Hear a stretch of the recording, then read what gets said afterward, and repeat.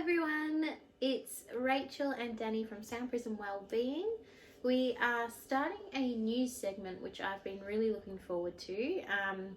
I've asked Rachel if we can call it couch talk. Because we're on a couch. Because we're on a couch. On a couch. I just wanted to have open discussions about different topics. We've got one for today. Do crystals really work? Since this is a huge part of Rachel's life, crystals, it's going to be interesting to hear her perspective. I've got my perspective on do crystals really work, but also we would like to have your input. How do you feel about crystals? But most importantly, are there topics that you want us to discuss? Yes. Please leave them in the comments below. Yes, please do. Because We like comments. Yes, we like discussing. We like discussing. Without having arguments. Although we haven't had this before, so maybe we So will this delve could into be- arguments. This could be the series that leads us to arguments. Break. Oh no! A new segment equals no more SoundPrism Wellbeing. I doubt it.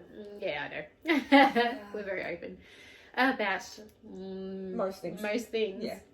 Alright, so Do Rachel. crystals really work? do crystals really work? Well, there's two parts to that. Okay. Well, actually, first part I want to raise. What does work mean? 'Cause I Like, think that changes as to whether they work is to what you expect them to do. Okay. Like, are you going into using a crystal as it is a magical being with powers that can fix you and you don't have to do any work? Or is it a tool to help you do the work you need to do? so I'm thinking, I'm wondering how people see how crystals work. So I think the first aspect, people do see crystals working like that. So As a magical tool. as a magical tool, they have their own voices, Mhm. their own energies, Mhm. because I hear a lot of that. Like, And I think I said a lot of that. I have always thought that they have their own voice. Yeah. But personally, Mhm. I use them as a tool. So while each one has a voice and a meaning and a use, I know it's not the crystal itself that does the work. Okay. It's me with the crystal that does the work. I can't just put a crystal in my pocket and be like, yep, that's going to fix every problem I have today. I put that crystal in my pocket because I know I need help with that today. Yeah. But I have to be willing to do some of the work as well. Yeah. Like, I know there are people that are like, and I am very much the same. There are some days where I look at the crystal and I go, oh, pretty rock. Mhm. But then there are some days where I look at the crystal and I go, oh, powerful tool that I can use to help me today. Yeah. So do you think that they emanate their own energy? I think, yes. And for me, I feel that a crystal it does have a certain degree of magic in it, because I am a very strong believer that you will lose a crystal or a crystal will break for a reason. Yeah. So you do believe that they have meaning? They have meaning and they have purpose, and when you no longer need them, they vanish. Yeah. And when you need something, it will reappear to you. Like, I have a tiger's eye angel. He's about this big. Mhm. And he's not mine. He's my mum's. Not mine. I hated tiger's eye when I got this stone. And the minute I saw it, I was like, I need that. And then I was like, I don't know why I need it. And I got it in the car with my mum, and she's like, that's mine. Like, it wasn't even a question. And my mum is not crystal based at all. The minute she saw this, she's like, that's mine, thank you. And I'm like, yeah, it's yours, actually. And if you know me, I do not share my crystals.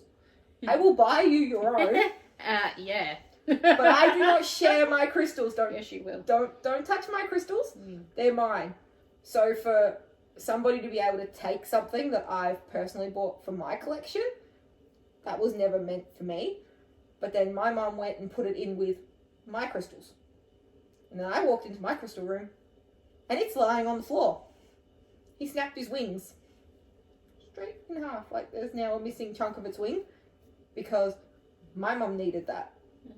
And she wasn't paying attention to it, so it needed something to be like, hey, I'm here, pay attention to me. Yeah. And she's like, oh, is that for... I'm like, yeah, take it back.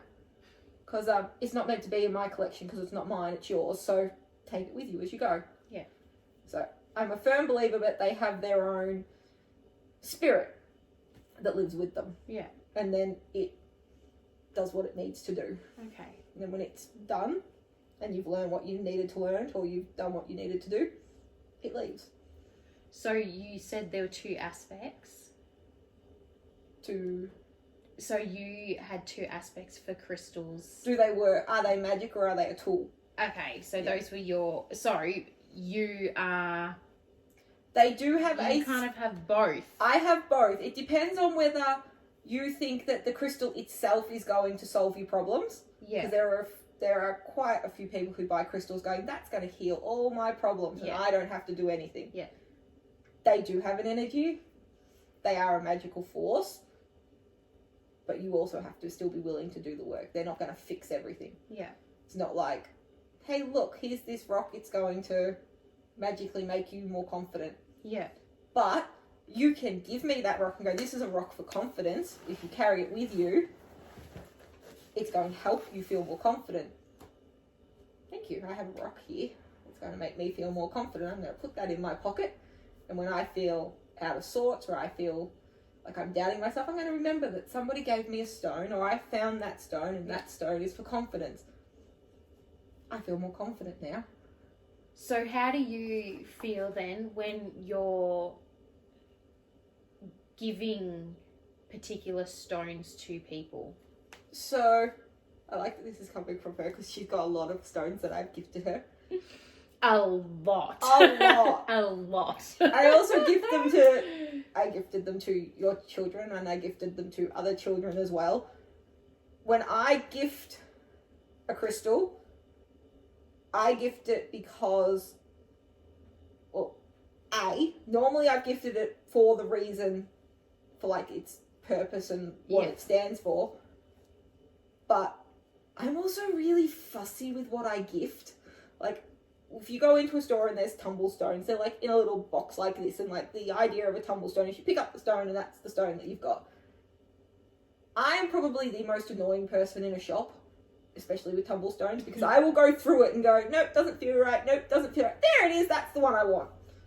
And normally it's like, what I gift for everybody else is never what I gift for myself. What I gift for other people is normally like not necessarily the pretty stone, but like the ones without imperfections. Yeah. Whereas for myself, I love imperfections in crystals, but I know that's not everybody's thing. So picking a crystal for you is completely different to picking a crystal for one of your kids or picking a crystal for mum. Right. It's a lot of gut instinct, and sometimes I pick up a crystal and I'm like, oh, I don't understand why Danny needs this, but Danny needs this. Okay, I'm going to take that with me. So going into that then, do you, when you're buying for yourself or other people, do you look at, because most crystals and crystal shops will have a tag next to it saying this crystal does this. Will you look at those tags or do you go by... I go by eye. Instinct, eye and instinct first. Gut feeling. Yep. And gut feeling is the worst for me because I'll walk up and I'll go, I need that. I don't know why, but I need that. So it goes in my hand and I'm like, cool, great. Get it all the way home. Go to put it where all my crystals live and go, I've got 6 of this already. And then it's that game of, was I drawn to this because I'm not paying attention to it? Yeah, okay. Or was I drawn to this because it's not mine? Yeah. So it's very interesting. And like I know there's a lot of people, like my mum for one, not a big believer in what crystals do or stand for, or doesn't really understand it. but will never knock the fact that I am, it is safe to say, obsessed. I'm hoping that maybe we can like have a Cutaway and then go to your crystal collection and just like scan. Just scan. So that'll take up about 30 minutes. No, no.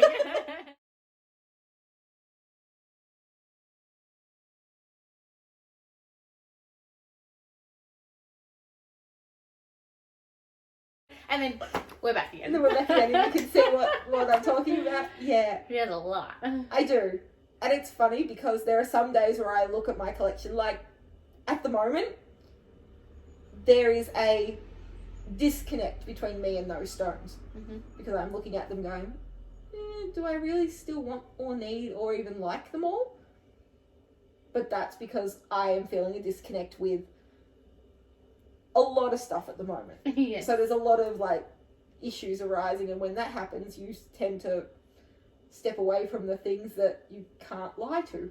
And I can't lie to them because they pull stuff out whether you want them to or not, and I think that's a lot with them being a tool for how you use them. All right. I'm still thinking about like the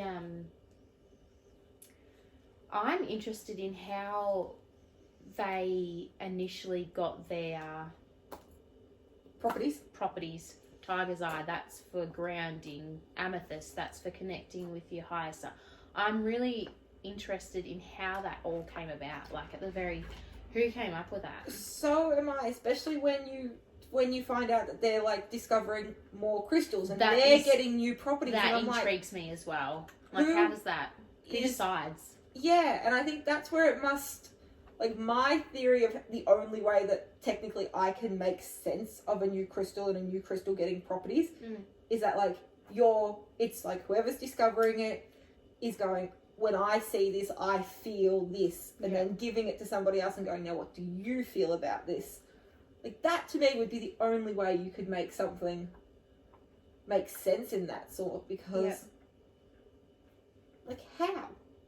I feel like I'm talking to a real expert here. Like, I know, I'm like, what? I feel like I'm interviewing a real expert. Yeah, can we stop it? No, I love it. You've got so much to share in this specifically in this area. I have so many thoughts in this area. Yeah, and I love hearing them. Yes. So one of the things is I love like nature, natural stuff. So I am definitely more drawn to like raw forms of crystals than like tumbles and stuff like that. I really love the raw forms. But yeah, like I've some of them have like dyes put into them or something like that to change colours. Yes. Like how can you say, so if there's I don't know, give me a crystal that has different. Well, I gave for your kids. Yeah. One has white howlite, which is the standard form of howlite, which is a stone for sleeping. Okay. But then your other one has a blue one. You gave me a green and a green one. Howlite. Yes. Are they changed then? The white is how it comes out. Okay. The others are dyed. Okay. Much like the Dalmatian Jaspers, they're normally a black and white, but you can get them in the yellow and black, purple and black, blue and black. So what gets me then is, how can you say like you've got white howlite does something in particular, but then if you get a blue howlite, so that's one, it's just injected with colour. Like I don't know how it works. But I take all man-made and treated colours, like dyed stones in particular. They all mean the base meaning. Yeah. It's all, for you. For me, it's always going to be the base meaning. Like, I've given you a howlite stone. And that's for sleep. But I've given it to you in a different colour because that colour resonates more with you. Yeah. So. Could that be like interchanged with like, I don't know, say things like just like colour therapies and things like that as well? And if you're wanting like, because howlite is a very stress relieving one, so it could be used for like chakra based meditations. So if you had it in different colours, you could use it based on different chakras, I would say. Yeah. It's all very interesting, I think. I've had like I don't know when I got like, I think one of my first crystals I got Surely because I love natural nature based things, plants. I do love rocks, all that sort of stuff, and I came across the lapis lazuli, which is blue, which is my favourite colour, and it's like flecked with gold and stuff, or whatever it is, I don't know. Do you want to know why lapis is how lapis is? How? Because lapis is not one stone. Lapis is two stones put together. Which ones? Lapis is sodalite and pyrite put together. Pyrite. Which is the fool's gold. What is it? The fool's gold. Is that the metal? That's the pyramid. The pyramid one. It is two stones put together. It is sodalite and pyrite put together. How's this? I only found that out like last year, and when I did, I was like, that makes so much sense. Because I love that. Yep. It looks gold though, whereas pyrite looks silver. But the sodalite is the dark blue. Oh, okay. And the pyrite's that goldy, fleckery colour. Well, there you have it. I just had to say that's my little fun fact for the day. This is good. I'm getting all sorts of information. Actually, I'm going to write that one down. I think that one of the biggest things that I've not recently, but learned... Pyrite plus sodalite, is it? Yep. Equals lapis. Thank you for that. That's okay. I think one of the most interesting things I learned in the last year or so was how different locations will call a crystal a different thing. Okay. But it's the same crystal. So, like what? Because example. Jaspers, you will get a lot like, you've got your desert jasper, which is also the same as, I think it's elephant skin jasper. Okay. So their patterns look the same. So you'll get crystals that somebody go, oh, this is this. But then another store will go, no, it's this. And it's like, I'm looking at the same stone. And they go, yeah, you are. It's like, but it's called something different based on where it's been, like who's selling it. Okay. Which gets really confusing if you're looking at a list of things that a store has and going, oh, I don't have that one. But you do. But you do, because you get it home and you go, I've got this already. Yeah. So it's very important when you are shopping for them to not only look at their name, but actually what they look like and what their properties are. Because you're going to learn a lot more based on what they stand for. And if you're looking at it going, that looks so similar, never be afraid to ask and be like, hey, does this go by a different name? Yeah, okay, that's a good... Like, it'll go by a different name so often. Jasper's one of those big ones that goes by a different name. Also, probably a key thing that I think a lot of people forget about is ask if it is toxic to pets or children or anything like that. Okay, how can it be, as in like if your dog accidentally picks it up and eats it, or just in contact? What? There are, so bumblebee jasper is one that I know for a fact because I love bumblebee jasper. I think it looks gorgeous. And it's fine in polished form, but if it cracks, it does then become toxic because... So polished form is tumbled. Polished form is tumbled, so like they put the...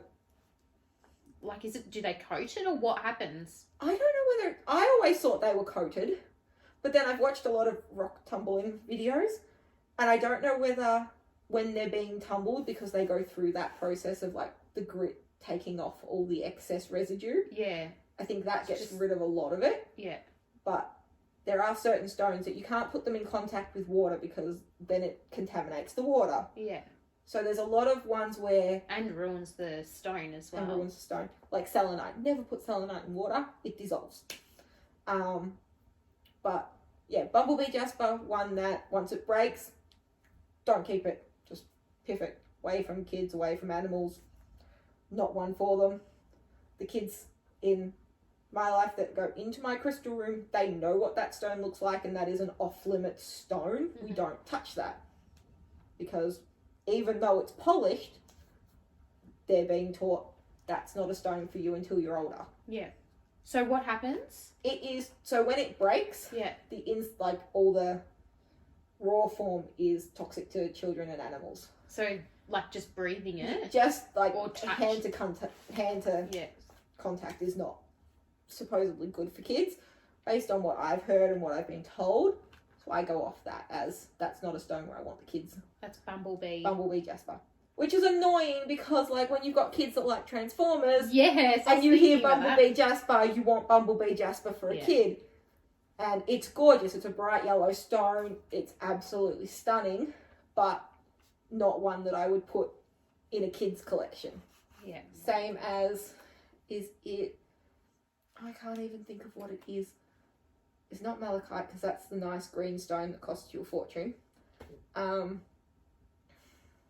I don't know what it is, but there are quite a few that I know that you can't put them in water because it turns the water toxic. So okay, you've got to really do your research before you're, like, most, if you're buying a tumble stone, pretty much everything you can buy in a tumble stone is pretty much a-okay. Raw forms are where you have to do your research a little bit more. Yeah. Because you're not getting anything coated on top of it or anything like that. Maybe we can find your little list and we can leave a little list of Little list in the comments of crystals to be aware of. Yes, this little in raw form, I should say. Yeah. So going right back, I think lapis lazuli was my first crystal that I bought, and I bought it because I like stones and my favorite color is blue, and that's the reason why I bought it. But yeah, exactly, blue walls, blue. But then I started reading about how it's used for your, like, communication, and I think at the time I was a little bit younger, so at the time I was like trying to force a power onto the stone, basically. So I took it to work when I was having some trouble with a particular co-worker, and I thought this is going to help me communicate lovingly and whatnot, and I actually got through like a real tough situation with that. So chalk it down to whatever you want to chalk it down to. But I think I've come to have my own belief about stones and crystals now, which is that I absolutely adore nature and I love the different colours. I definitely prefer like raw forms over tumbled, and I use them massively with helping me create to hold an intention, because an intention is something that I strongly believe in. I don't have doubts about how intentions work, basically, whereas I've been off and on like, oh yeah, this crystal works, and no, it's just a stone. A coloured pretty stone. I think maybe we've all been there. But and so when I'm choosing something, like, I kind of have this little bit of an envy, like, oh, that's so good that you can just feel gut instinct that that's what you need, a stone or whatever. I will look at those tags, because I think to a point also if enough people think about something in a certain way, it actually does give that little bit of power. But I don't know how, if I've explained that properly. Does that make sense to you? Yeah. So I'm kind of okay with looking at a stone and seeing its meaning and thinking, like, I really wanted to work on this particular thing. So I'm going to get this stone because it says that it does this. And then I keep that idea in my head. And then I use stones as a trigger. So it is a tool. Yes. They're a tool for me, because I feel very much aware that, like Rachel said, I'm the one that does the work. But it's a tool, and I use it as a trigger. I use it to trigger my intention. What did I intend by getting this stone? Like, I wanted to have, I don't know, a connection with spirit. So maybe looking at this amethyst, holding this amethyst, it's actually triggering me to check in. Check in and not be looking at my environment and the craziness in the environment at the moment. It's triggering me to look inward. And I make that connection. Or lapis lazuli, I'm kind of going into this meeting and it's just holding that stone there. It's helping me go into the meeting and just remember that I just need to be myself and just be honest and open and authentic. Just, that's what I believe in for crystals, and I love them. Like, I think that's a really nice trigger, like the aromas that we do as well. That's how I see it. I see them as a tool, like a really lovely tool. And they're so pretty when you put them all on a shelf. All 100 of them. Not that. We're not going to count them. Yes. Yeah, they're gonna see. They're gonna see your tour. Tumbles is only like 200 of them. It's fine. Oh, Something word. like that. So yeah, that's how I love using them. Sometimes I don't, and sometimes I'm just like, I actually don't, because I'm able to mentally trigger my own thoughts into a better way of thinking. So that's how I say, and I think that's a really good idea, because I don't think that you should give away your power to anything else, like at all. No. You have those powers within you. You have those powers of communication, of connection, of love. Sometimes you just need something that's going to push you that little bit to like Absolutely. remind you that you can. Absolutely, because you get so caught up in other things. It's sometimes good just to be like, oh, that's right, I'm wearing this, like my caged or macrame necklace with whatever in it, or your particular ring, or I don't know, or you've just got it in your pocket. It's just good as a reminder, as a trigger. So that's basically where I stand with crystals. Like, I love them and they're gorgeous, and I think they are a really helpful tool to use. They're also addictive. We're not going to go into that right now. Very addictive. Yeah. Are there any crystals that help with addiction? There would be. Yeah, I think the crystal that helps with addiction is buying the next crystal. No. Yeah. Shocking. That's Hello. Let there we be got light. some light. I don't know how we did that. Oh, goodness me. But no. That's my take You on were crystals. very informative, Rachel. I don't think She's so. a professional. I don't think so. You are. I just like crystals. I like pretty things. So do I. I like pretty nature-based things. Yes. Yes. Yes. Yes. Well, that was our discussion. That was couch talk. That was our first couch talk. Do crystals really work? What are your experiences with crystals? What do you think? Do you think they work? Do you think it's do you think they're just hocus pocus? Do you think they're just pretty stones? Or do you think they are tools? Do you think they're tools? How do you use your crystals? And if you are like me and you have many, how do you store your crystals? Because that's a challenge for me, because like it's ever growing and changing. And I can never be happy with how it is. All right. Yes. We are out. We are out. Lovely. Yes. We'll Bye-bye, be back friends. for couch talk next time. Couch talk. Yes. All right. Bye. See you.